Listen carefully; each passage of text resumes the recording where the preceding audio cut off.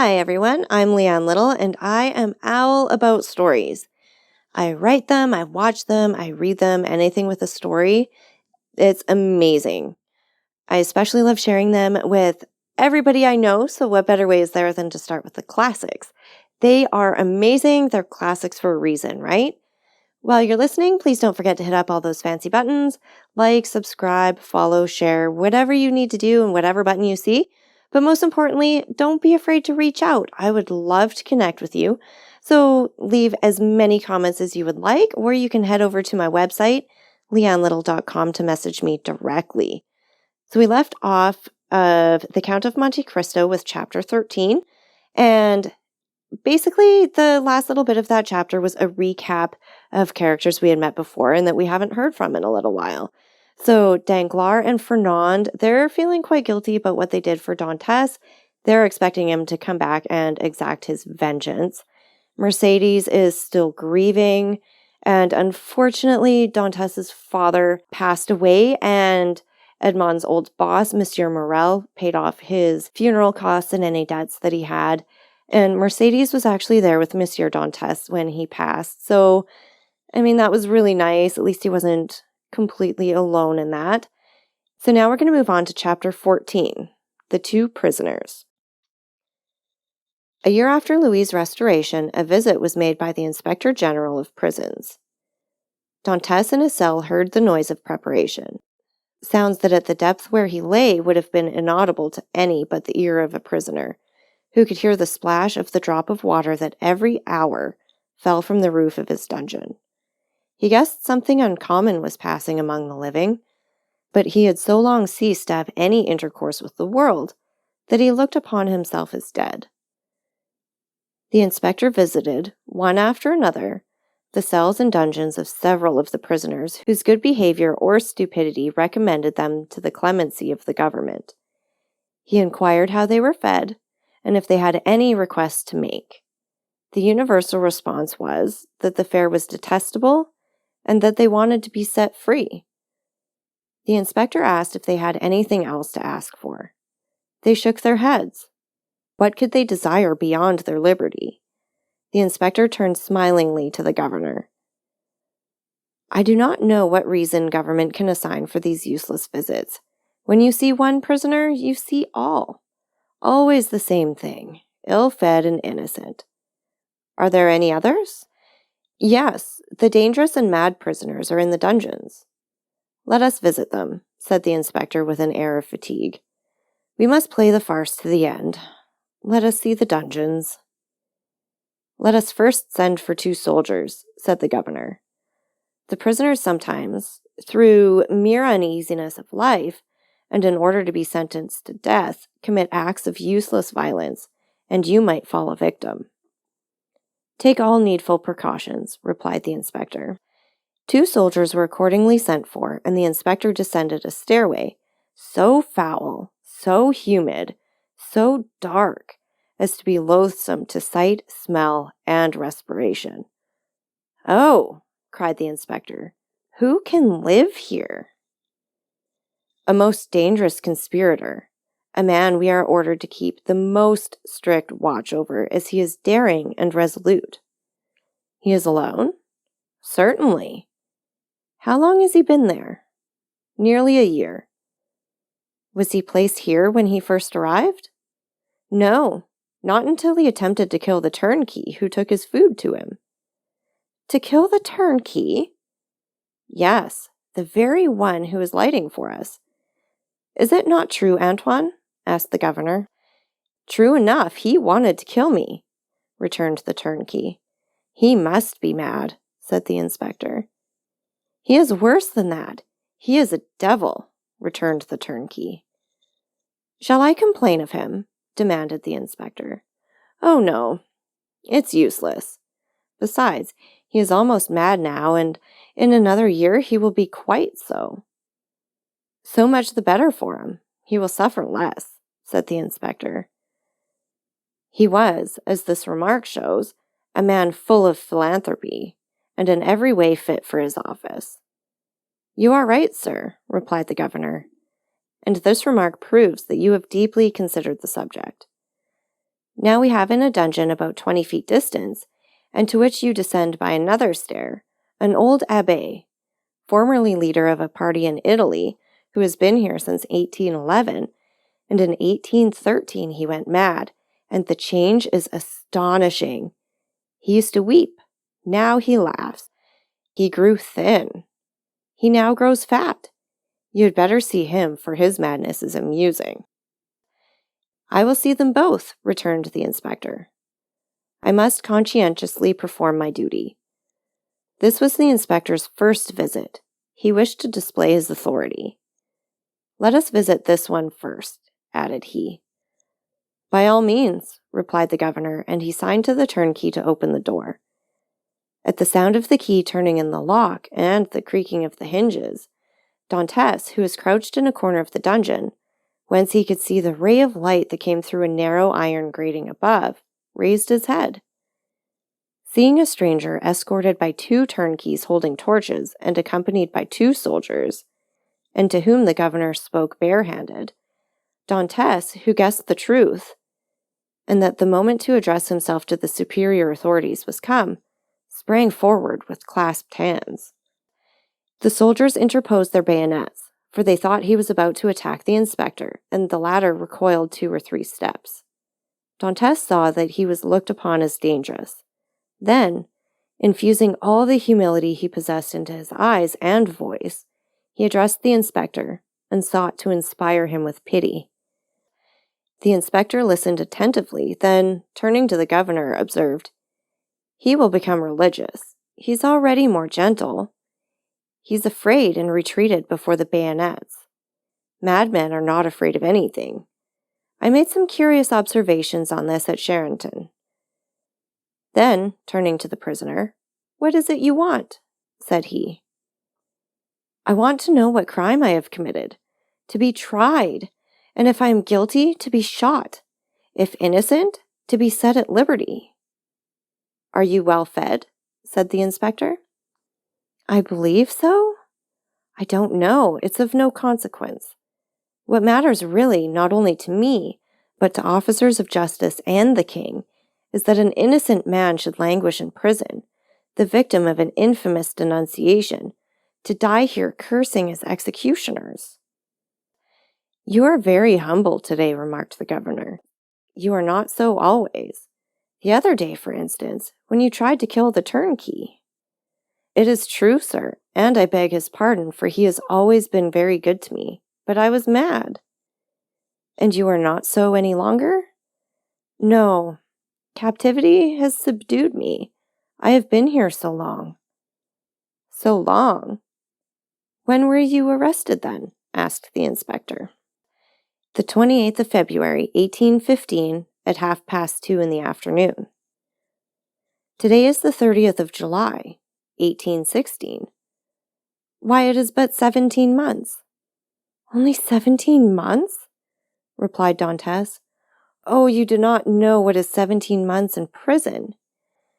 17 ages, rather, especially to a man who, like me, had arrived at the summit of his ambition, to a man who, like me, was on the point of marrying a woman he adored, who saw an honorable career opened before him, and who loses all in an instant, who sees his prospects destroyed, and is ignorant of the fate of his affianced wife, and whether his aged father be still living. 17 months' captivity, to a sailor accustomed to the boundless ocean, is worse punishment than human crime ever merited. Have pity on me, then, and ask for me, not intelligence, but a trial, not pardon, but a verdict. A trial, sir. I ask only for a trial. That surely cannot be denied to one who is accused." "We shall see," said the inspector, then turning to the governor. "On my word, the poor devil touches me. You must show me the proofs against him." "Certainly, but you will find terrible charges." "Monsieur," continued Dantès, "I know it is not in your power to release me, but you can plead for me. You can have me tried, and that is all I ask. Let me know my crime and the reason why I was condemned. Uncertainty is worse than all." Go on with the lights, said the inspector. Monsieur, cried Dantès, I can tell by your voice that you're touched with pity. Tell me at least to hope. I cannot tell you that, replied the inspector. I can only promise to examine into your case. Oh, I am free! Then I am saved! Who arrested you? Monsieur Villefort. See him and hear what he says. Monsieur Villefort is no longer at Marseille. He is now at Toulouse.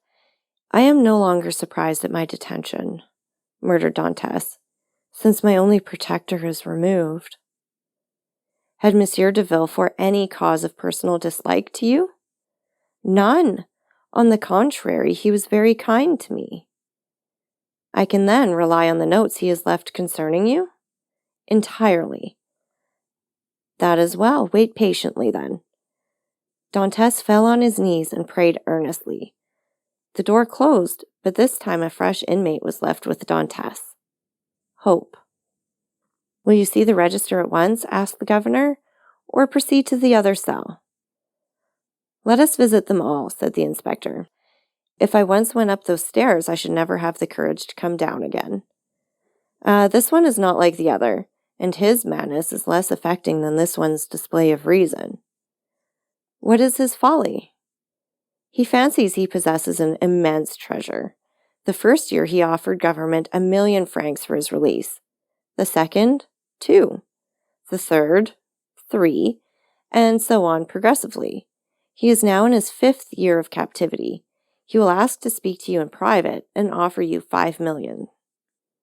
How curious! What is his name? The Abbé Faria. Number 27, said the inspector. It is here. Unlock the door, Antoine. The turnkey obeyed, and the inspector gazed curiously into the chamber of the mad abbé, as the prisoner was usually called. In the center of the cell, in a circle traced with a fragment of plaster detached from the wall, sat a man whose tattered garments scarcely covered him. He was drawing in this circle geometrical lines, and seemed as much absorbed in his problem as Archimedes was when the soldier of Marcellus slew him. He did not move at the sound of the door, and continued his calculations until the flash of the torches lighted up with an unwonted glare the somber walls of his cell. Then, raising his head, he perceived with astonishment the number of persons present. He hastily seized the coverlet of his bed and wrapped it around him. "What is it you want?" said the inspector. "I, monsieur," replied the abbé with an air of surprise. "I want nothing." "You do not understand," continued the inspector. "I am sent here by government to visit the prison and hear the requests of the prisoners." "Oh, that is different," cried the abbé, "and we shall understand each other, I hope." "There now," whispered the governor. "It is just as I told you." "Monsieur," continued the prisoner, "I am the Abbé Faria, born at Rome. I was for 20 years Cardinal Spada's secretary. I was arrested. Why? I know not. Toward the beginning of the year 1811. Since then I have demanded my liberty from the Italian and French government." "Why from the French government?" "Because I was arrested at Piombino, and I presume that, like Milan and Florence, Piombino has become the capital of some French department." "Ah," said the inspector. "You have not the latest news from Italy?" "My information dates from the day on which I was arrested," returned the Abbé Faria. "And as the emperor had created the kingdom of Rome for his infant son, I presume that he has realized the dream of Machiavelli and Caesar Borgia, which was to make Italy a united kingdom." "Monsieur," returned the inspector, "Providence has changed this gigantic plan you advocate so warmly. It is the only means of rendering Italy strong, happy, and independent." "Very possibly, only I am not come to discuss politics, but to inquire if you have anything to ask or to complain of." "The food is the same as in other prisons, that is, very bad. The lodging is very unhealthful, but, on the whole, passable for a dungeon. But it is not that which I wish to speak of, but a secret I have to reveal of the greatest importance." "We are coming to the point," whispered the governor. "It is for that reason I am delighted to see you," continued the abbé. "Although you have disturbed me in a most important calculation which, if it succeeded, would possibly change Newton's system. Could you allow me a few words in private?" "What did I tell you?" said the governor. "You knew him," returned the inspector with a smile. "What you ask is impossible, monsieur," continued he, addressing Faria. "But," said the abbé, "I would speak to you of a large sum, amounting to 5,000,000. "The very sum you named," whispered the inspector in his turn. "However," continued Faria, seeing that the inspector was about to depart, "it is not absolutely necessary for us to be alone. The governor can be present." "Unfortunately," said the governor, "I know beforehand what you are about to say. It concerns your treasures, does it not?" Faria fixed his eyes on him with an expression that would have convinced anyone else of his sanity.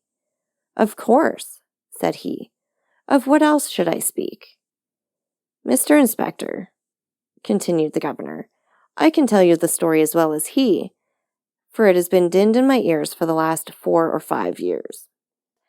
"That proves," returned the abbé, "that you are like those of Holy Writ, who, having eyes, see not, and having ears, hear not. My dear sir, the government is rich and does not want your treasures," replied the inspector. "Keep them until you are liberated." The abbé's eyes glistened. He seized the inspector's hand. "But what if I am not liberated?" cried he, "and am detained here until my death? This treasure will be lost. Had not government better profit by it? I will offer 6,000,000, and I will content myself with the rest, if they will only give me my liberty." "On my word," said the inspector in a low tone, "had I not been told beforehand that this man was mad, I should believe what he says." "I am not mad," replied Faria, with that acuteness of hearing peculiar to prisoners. "The treasure I speak of really exists, and I offer to sign an agreement with you in which I promise to lead you to the spot where you shall dig, and if I deceive you, bring me here again. I ask no more." The governor laughed. "Is the spot far from here?" 100 leagues. "It is not ill planned," said the governor. "If all the prisoners took it into their heads to travel 100 leagues, and their guardians consented to accompany them, they would have a capital chance of escaping." "The scheme is well known," said the inspector, "and the abbé's plan is not even the merit of originality." Then, turning to Faria, "I inquired if you are well fed," said he. "Swear to me," replied Faria, "to free me if what I tell you prove true, and I will stay here while you go to the spot." "Are you well fed?" repeated the inspector. "Monsieur, you run no risk, for, as I told you, I will stay here, so there is no chance of my escaping." "You do not reply to my question," replied the inspector impatiently. "Nor you to mine," cried the abbé. "You will not accept my gold. I will keep it for myself.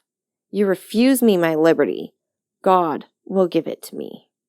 And the abbé, casting away his coverlet, resumed his place and continued his calculations. "What is he doing there?" said the inspector. "Counting his treasures," replied the governor. Faria replied to this sarcasm with a glance of profound contempt. They went out. The turnkey closed the door behind them. "He was wealthy once, perhaps," said the inspector. "Or dreamed he was, and awoke mad." "After all," said the inspector, "if he had been rich, he would not have been here." So the matter ended for the Abbé Faria. He remained in his cell, and this visit only increased the belief in his insanity. Caligula or Nero, those treasure seekers, those desirers of the impossible, would have accorded to the poor wretch, in exchange for his wealth, the liberty he so earnestly prayed for. But the kings of modern times, restrained by the limits of mere probability, have neither courage nor desire. They fear the ear that hears their orders, and the eye that scrutinizes their actions. Formerly, they believed themselves sprung from Jupiter and shielded by their birth. But nowadays, they are not inviolable. It has always been against the policy of despotic governments to suffer the victims of their persecutions to reappear. As the Inquisition rarely allowed its victims to be seen with their limbs distorted and their flesh lacerated by torture, so madness is always concealed in its cell, from whence, should it depart, is conveyed to some gloomy hospital where the doctor has no thought for man or mind in the mutilated being the jailer delivers to him. The very madness of the Abbé Faria gone mad in prison condemned him to perpetual captivity. The inspector kept his word with Dantes. He examined the register and found the following note concerning him. Edmond Dantes, violent Bonapartist, took an active part in the return from Elba. The greatest watchfulness and care to be exercised. This note was in a different hand from the rest, which showed that it had been added since his confinement. The inspector could not contend against this accusation. He simply wrote, "Nothing to be done." This visit had infused new vigor into Dantes. He had, till then, forgotten the date, but now with a fragment of plaster he wrote the date, 30th July, 1816, and made a mark every day, in order to not lose his reckoning again. Days and weeks passed away, then months. Dantes still waited. He at first expected to be freed in a fortnight. This fortnight expired. He decided that the inspector would do nothing until his return to Paris, and that he would not reach there until his circuit was finished. He therefore fixed 3 months. 3 months passed away. Then 6 more.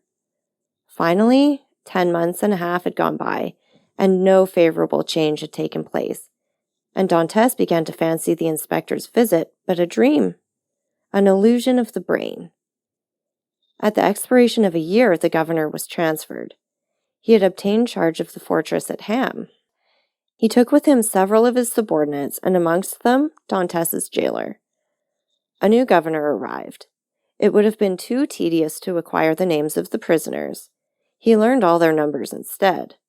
This horrible place contained 50 cells. Their inhabitants were designated by the numbers of their cell, and the unhappy young man was no longer called Edmond Dantes. He was now number 34. So that's it for chapter 14. Thank you so much for listening today. Please take a minute to like, subscribe, and share. And please don't forget that I love hearing from all of you, so leave all the comments that you want, or you can message me directly over on my website, leannelittle.com. Remember, it's all about the story. Have a great day, guys.